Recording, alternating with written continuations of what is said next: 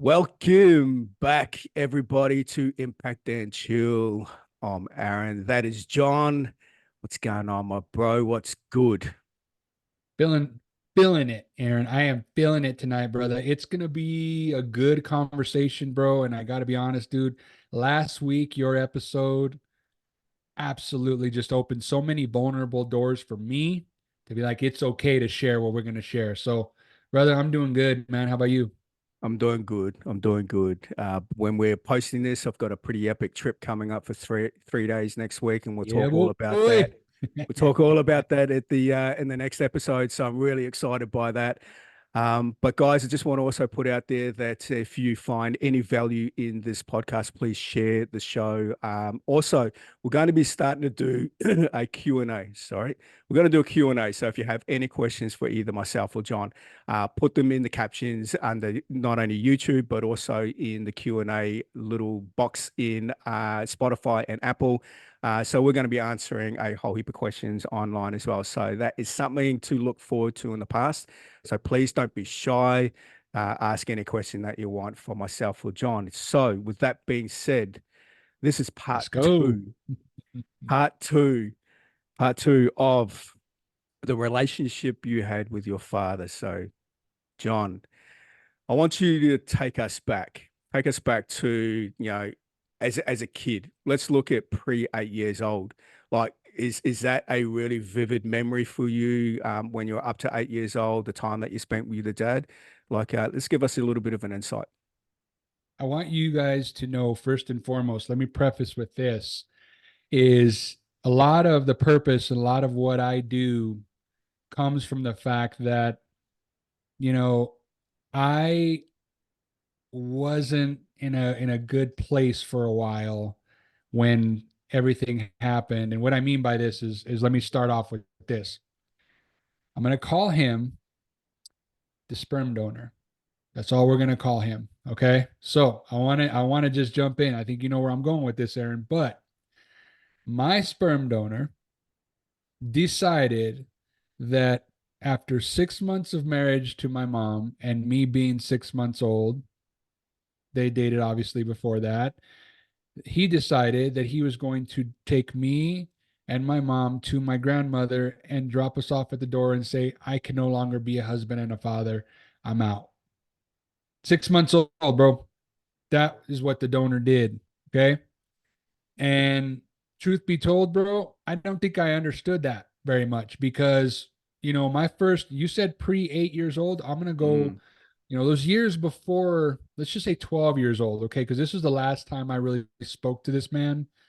I spoke to him probably when I was 21 as well, but we'll get to that as well. yep. But when I was 12 years old, I remember that was the time that I realized that he wasn't really the man in my life. And now, mind you, I'm going to say this as well. I don't want to give him all the airplay because he deserves none. The man that raised me, the man that I call my dad, came into my life when I was 5 years old. Okay. Okay. And this man is the man that I respect and that I love and that absolutely showed me he's 100% American made and total white guy. And I love him dearly. His name's Davis. And bro, he's the one that stepped up. He's the one that stepped up and took on the responsibility to raise the man that I am today. Okay. So during that time, if you can kind of put this all together, Aaron, between the years of 5 years old and 12 years old, Mm, I still had that back and forth battle yep. that this other guy who was trying to still come into my life and he was jealous of my dad and he was jealous of this and that and the other, right? So I remember a vivid call, bro, where I had a conversation with him on the phone and I was crying. I was 12 years old and I was crying and I was like, I want to see you. I miss you. I want to talk to you. And he was drunk on the other side of the phone and he said, I don't want to see you. I don't have time for you and I don't love you. Click. Okay. Now, this is the thing, bro. What you have to realize at that age, man, this is preteen for me, right? I'm about to be 13 years old, man. The hormones are going nuts and everything else, right? So, of course, I'm heartbroken. My mom does what she does to console me. Mm, And my dad, bless his heart, he actually didn't like the idea of me having contact with this man, but he wanted me to see it for myself. Yep. So kudos to him. He did, even though it broke his heart, he wanted me to be exposed to that man just for the purposes of, we knew he was going to eventually kick me to the curb, and he did. Yep. Okay. So honestly, bro, those first 12 years were me being confused and wanting to know why this man didn't want me. Right. So then let's start after that, man. So once he cut me off, I had my dad. I had access to my dad. Now, like I tell you, my dad, he's full blown, he's just 100% American. And bro, I had the best childhood with him because, and now mind you, I'm going to say this, I'm the oldest of four siblings. Or well, it's four total, right? Two sisters and a brother. Everybody younger than me. And for me, bro, it was just, it was me learning everything as a young man. And it was funny, bro, because he was the type of guy. He was such a man, such a man's man. And I'll share this one little side note. My birds and bees story was at 14 years old. And I walk back, I'm coming home from school and I walk to his garage and he's like, "Come with me, son." And I walk into his garage and he throws a Playboy at me and he says, "Take a look at that." And I start looking through the pictures all weirded out, bro. And I'm like, That's "Dad, cool. why are you showing me this? This is embarrassing." And he's like, "Do you understand what this means, son?" And I said, "No, I really don't." But he was just that guy, man. He was so rough around the edges, and he was such a man's man. And honestly, dude, we had the best. We lived in a very very basic neighborhood in Denver, and we had the whole block, dude. The whole block. Fourth of July's were amazing at my house, man, because this man had boxes and boxes of fireworks, and we damn near burned down the neighborhood, bro, because it was that cool. He was just that guy, man. And so I say all this to you, Aaron, because this guy was such a man's man, but he didn't know how to express himself to me. Yeah. Right. So we had such a good relationship and we still do, but he's just such a man's man that he's just like, oh, so, bro, like we talk about, you don't cry, you don't show emotion. I mean, he's told me that. I mean, damn near even when I'm older now, he tells me that. We don't do that. But that's just how he grew up. That's how his dad raised him. And lo and behold, man, believe it or not, his parents lived right next door to us when growing up. So I had Yeah. his parents, my grandma and grandpa, right next door. So, dude, I just I have to say all this in the beginning, Aaron, because this right here, man, it's really for me such a cool thing because I got to see what it was like to be raised by a man. Yep. He Yep. stepped up, and no matter how hard it got between him and my mom, because there was some rocky years in there, but this guy took every single hit. He just showed me what it was like to hang in there, bro. And I think in this day and age, we don't have enough men like that. Everybody wants to run.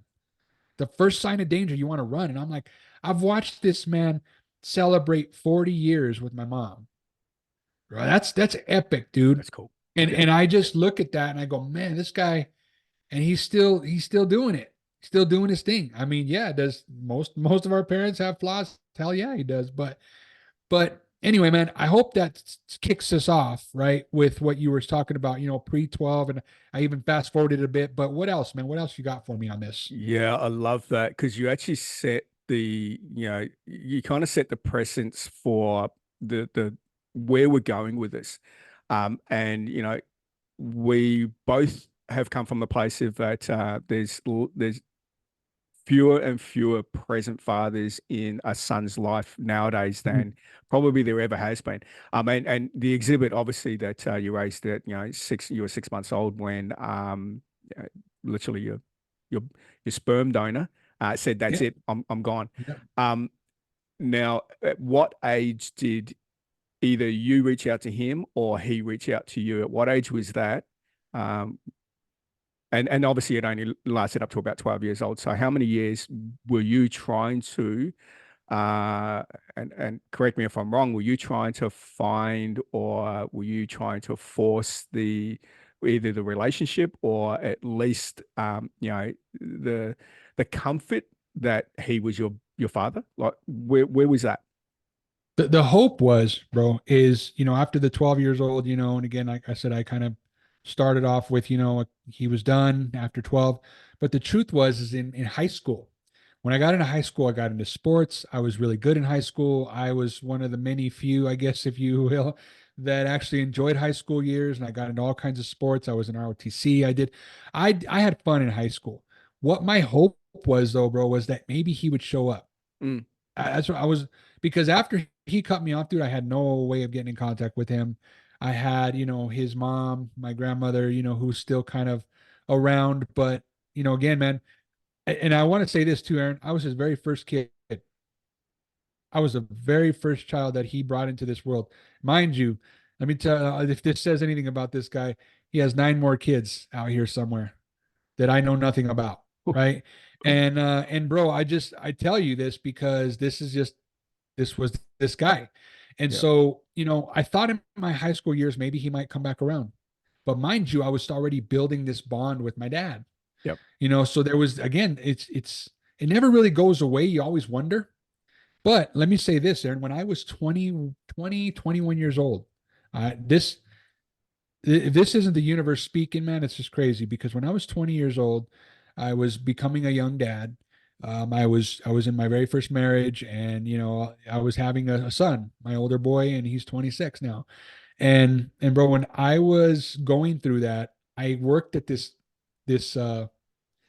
what is it? It's basically like they sell fish hooks, okay, like just lures and everything else, right? So I worked in the warehouse there. I was 20 years old. I needed a job, right? So, Mm. bro, he worked there. What are Oh, the odds of wow. that happening? Oh, So when I got wind of that, he rolled in like we were buddies. I mean, literally like no time lost. He did nothing wrong. He was introducing me to everybody around the company as his son. And bro, I just got irritated with that. I didn't I mm, didn't go along with that at all. I mean, when people were like, "Oh, what did you and your dad do this weekend?" I'm like, "Well, first of all," and I would tell people, don't do that, right? He knows nothing about me. He pretends to. Lo and behold, bro, I will say this, just to keep this short and simple. That job for me didn't last very long, but the time I was there, he finally sat me down and he was like, "Why do you keep telling people our business? Why do you keep telling people that I'm not your dad and I'm not this?" And I looked at him and I said, "Are you? Where the hell have you been? I'm damn near 21 years old. I'm about to have a kid of my own. And I sure as hell don't want to leave him like you left me." And so, I was able to say that to him, Aaron, which was kind of, it empowered me, mm, to get what I needed to off my chest after all these years of not being with him, and he hated it. He didn't like it. But the truth was is he didn't do right by me. And my mom for years was warning me about it, hated the fact that I worked with him, but ultimately, bro, that was where I finally was like, I'm completely, completely done. yep. I don't care if I see this man ever again. And again, I don't hold any hate or any frustration or any fear of seeing him. I don't hold any of that stuff anymore, Aaron, because you know what I did, bro, is I started going, I don't want to be like that, man. If I get an opportunity.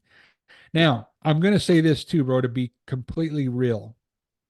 My older boy, I struggled in that relationship with him because there was a lot of scar tissue for me and I didn't know how to become a father, even though I was becoming a father.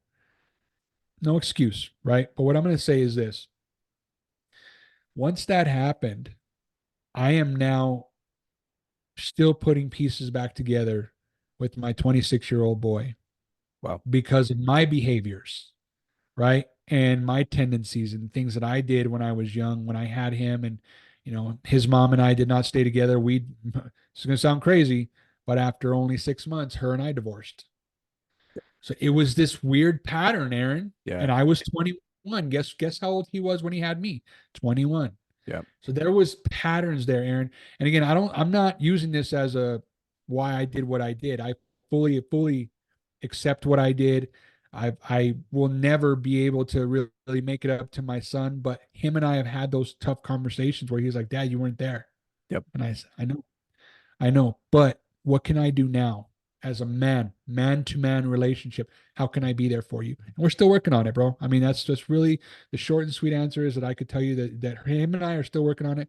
But one thing that he tells me is that he loves me and that Yeah. he still, misses me. And, I know, I mean, he's in Colorado, so it's not like I can't visit him whenever I want to. And, I just, I learned a valuable lesson about the importance of relationships just more recently. And, obviously with everything that's happened to us and stuff like that, it's just all part of it, bro. So, that's, I know I went heavy on your answer, bro, but I hope that that helps you kind of paint the picture a bit. You know what? You needed to go heavy. And everyone kind of needs to understand like what's playing out in your head. And this is like all men, we all go through, various struggles. And I think the most important thing that we all want to grab out of this is that you had a father figure in your life. Like it Yes. wasn't completely, it's like you didn't have anyone in there, and you didn't have your mum that was trying to be the mother and the father. And that's a really interesting one as well.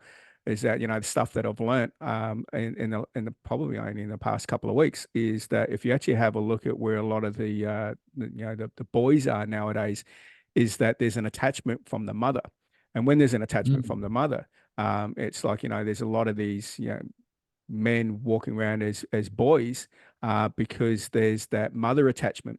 And the only reason why there's a mother attachment is because of the separation or the lack of connection that the mother has with the father. So it's a really, really interesting dynamic with where we're at and where we're at as the wounded masculine. That's essentially where we are. Like we're the wounded masculine. But I really want to get into, and I'm gonna keep it kind of brief in the conversation. And the question I want to ask is that the relationship and the bond that you had with your stepdad, like your father figure, your dad, how did that kind of progress from obviously 12 years old when you received that phone call from your sperm donor, like from that point forward, what did he teach you? Like, what were the lessons that you learned, especially up to 21 when you had the courage to turn around to your sperm donor game? Literally, that was what you were Yeah. saying. Yeah. Yeah. So, and guys, for you listening, I actually put up the middle finger. So, You're not watching and this on YouTube. yeah, yeah. So I think when you're, yeah, from 12 years old, what lessons did your dad give you to allow you to 21 to turn around to your sperm donor and go, I'm done. You're not in my life anymore. Like, see you later. You know what was weird, Aaron, is he never said to me, you should do this, you should do that. You know what it was, man? It was just the experience Yep. of him being there, right? I never remember a time, and my mom tells me plenty of times when he had to work out of town and stuff. I just know that I had security. I knew that I had a man in my life that was there for me no matter what. When I came home, he would be there, or he would be driving up in his work van from work, and he'd be coming Mm, in the work boots, and we would all sit down and have dinner, watch a little bit of TV. Kids would go, we'd all go play, and then it was a security thing. Aaron, is what it. When I knew that this donor was out of my life, I was looking for security.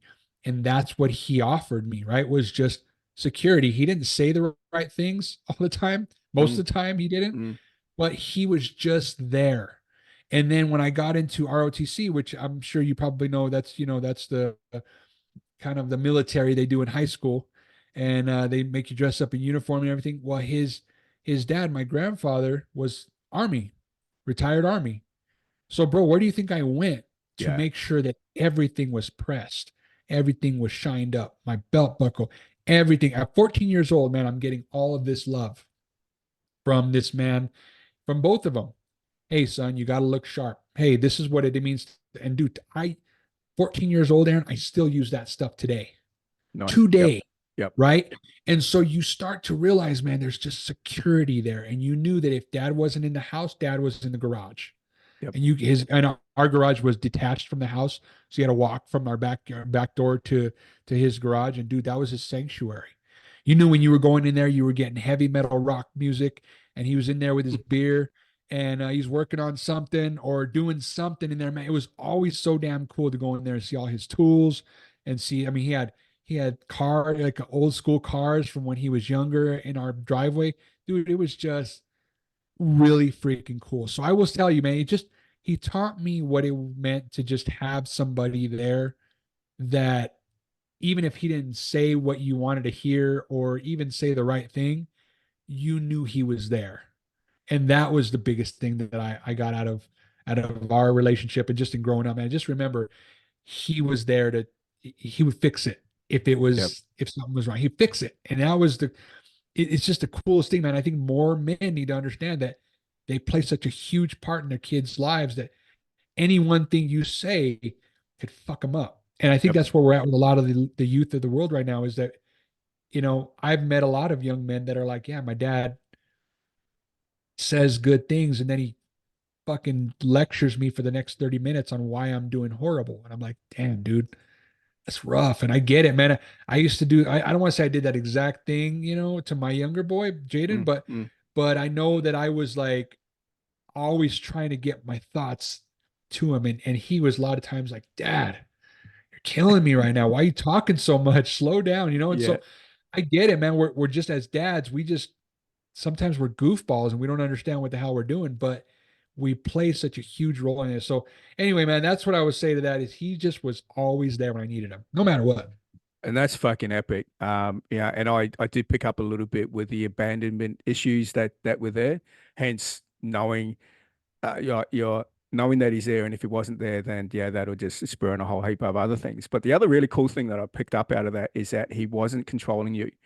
It's like, man, you're gonna fuck up. I'm gonna allow you to fuck up, and hopefully Yeah. you've learned your lesson when you fuck up. And I think that's another thing where there's a lot of you're immature, especially you're emotional immature, and the emotional intelligence of boys that are pretending to be men that are walking around at the Yeah. moment is that here we are giving a lecture, and it's like, dude, it doesn't matter what the fuck you say, your actions are not even aligning with the Yeah. shit that you're saying. So they'll look at what you do. They won't pay attention to what they say. And that was a lesson, obviously, for me with my boy, is that he's not going to listen to what I say. He's going to literally mimic my actions, and my Oh, actions are always about coming from showing kindness to people, no disrespect to people, not being yeah. arrogant, like really coming from that place of kindness and love, and the random act of kindness that you just do something like, for example, if you're at the gym, or if you're in your workplace or whatever it is, or if you're in your home, for example, and you see some shit on in the kitchen, or you see something out in the lounge, fucking pick it up.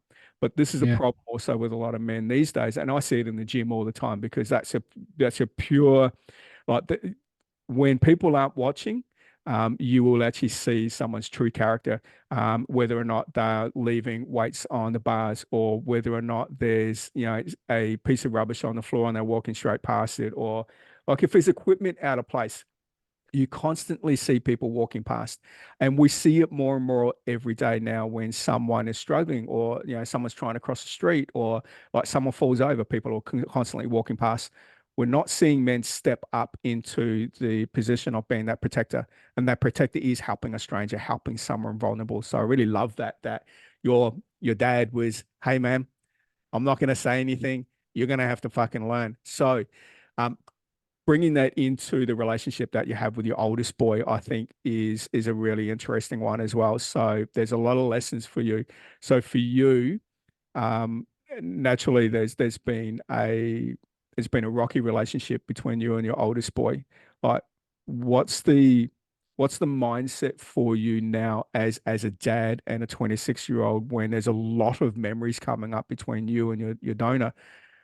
Where's your place right now? Where's your mindset? And I love it that you both say that you love each other. And I think that's epic. But the way moving forward to continually to mend the relationship that we have with your oldest boy, like where do you see that going? Let me rephrase it. What are the important tasks that need to happen in order for you to know that the relationship's repairing? Put it like this, Aaron. It's, he's a man, right? He's a young man now. And there's two things for me. The first thing is I can't live in I wish I could have, I'm so sorry. I'm so sorry. I'm so sorry. Right. I've expressed to him I didn't do the right things when he grew up. I expressed to him, I told him, I own it. I Yeah. own it. I don't run from it. Even if he asks me questions about his mom, I don't run from it. I'll tell him straight up. If there's anything you want to know, I'm an open book. You want me to tell you what my experience was when I was 21, having you? Yeah, let's talk. So I think opening up that safe space to him to ask me anything and nothing's off limits, that's the first thing, right? So having Mm. access to that information whenever he feels like why, right? The second thing, Aaron, is getting back to basics, dude. And I was reminded of this just this last week, and you know that I need to check on the people that I love.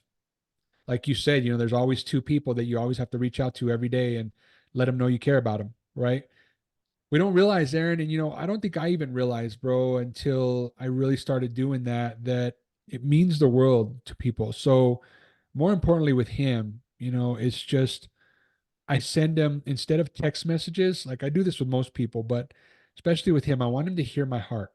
So I get on an Instagram DM and I'll say, I love you. I'm so proud of you. I hope you're doing good. Just checking in to make sure that you're having a great week. And if you're having a rough week, hey man, just know I'm here. Give me a call. Right? Yep. Yep. Bro, within minutes, he responds, I love you too, Dad. I miss you. I miss you so much. Come by when you can. Bro, getting back to basics. Yep. Because if I overwhelm, I used to do that years ago. I'd call my mom and I'd say, Mom, how do I mend this? What do I do? And she said, she would always tell me the same thing, son. You just have to start somewhere. It doesn't matter where you start, just start somewhere. But if you don't expect anything to change. And she would say that to me and I didn't understand it. Well, now I do.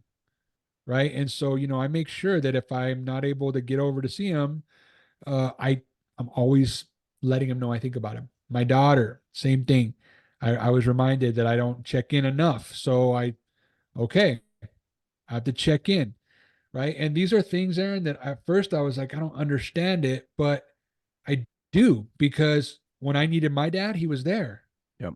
When I needed my dad, I could turn the corner and he'd be in the kitchen. He'd be in the front room watching TV. He'd be out in the garage. I just knew where he was. And I think that the most important part of this is most kids, that's the reason why they have such a bond with the mom because they know the mom's there. Yep. And the dad is a flight risk and he might leave at any moment and you may never ever see him again. And therefore, I better not get too close to him because he might just be out. Right. So that was to answer your question, Aaron, that's just where I've had to just get back to level one basics as being dad 101. What does that look like? Well, fucking be there. Yeah. It doesn't have to be, like in, I learned this is just, you don't have to be there every day. Boom, boom, boom. Oh, yeah, da, da, da, da, da, right? You don't have to do that, but remind them, let them know.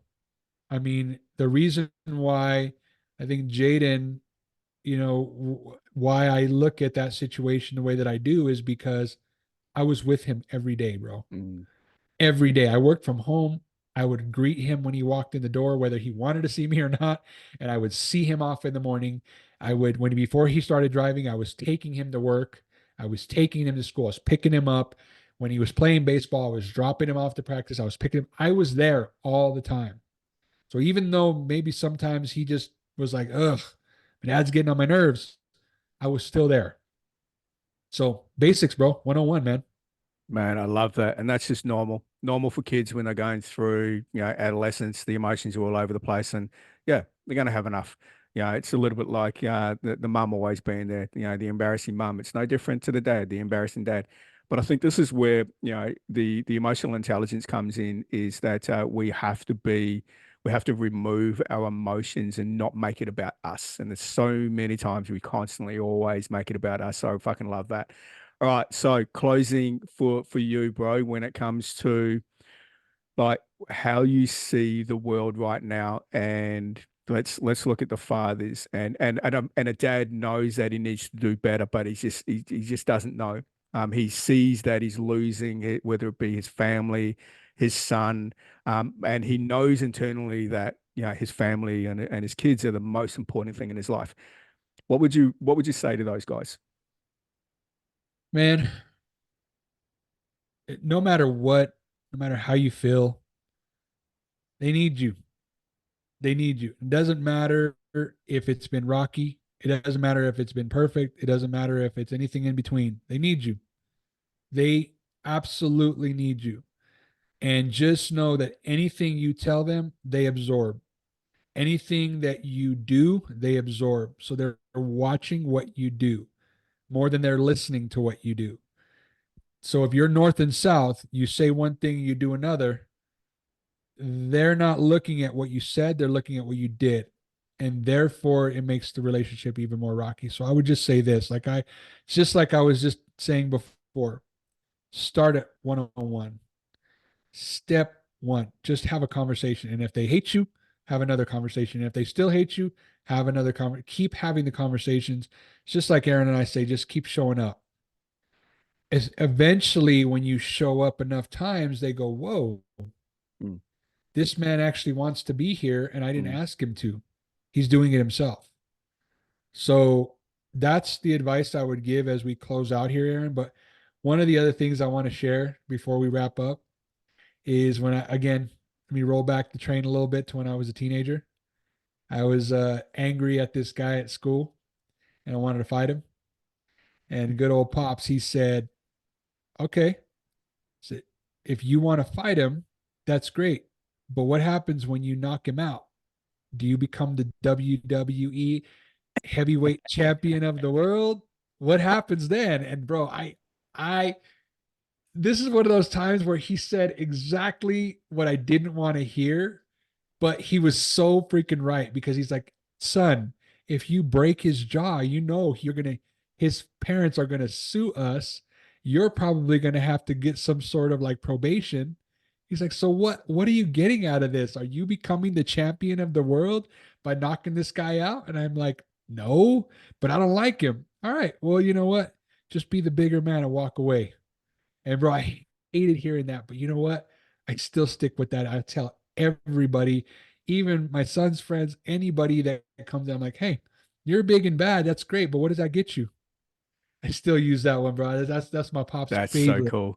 That's so cool. I love that. Most dads would actually come up with that. No, it's fucking awesome. And you know what? Yeah, there's a consequence for every action or not action. There's always a consequence, and I love that. All right, dude. Another powerful podcast, man. Love it. Appreciate it, stud. It's Love it. cool. The great thing is that, guys, we're here putting our heart on the line, and we're just sharing our experiences. And there's not many men that talk about the relationships they have with their fathers. And hey, if you got any value from this, just share it with one person. All it is Yes. just one person. Just share with one person. And the more people that hear our struggles and hear our story, and the vulnerability we're sharing. But this is the thing that, yes, it might be vulnerability, and it might also be really personal stories, and experiences we're sharing. But we're not staying there. We're moving on. We're showing up every day. We're getting better. We're growing. And this is the thing: is that if you get uncomfortable one day, the next day it's like it's no longer uncomfortable.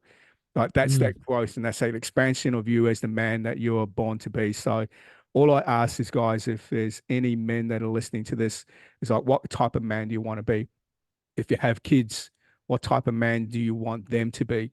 And they are looking at you. So unless you show up to be the man that you want them to be, they're going to turn out to be someone completely different. So all I ask is you just step the fuck up. And it always goes back Yeah. to the quote that I always use: do better, be better. Bro, I love that. And what I'm just gonna say is one little small piece is that be the man you want your daughter to marry. Beautiful.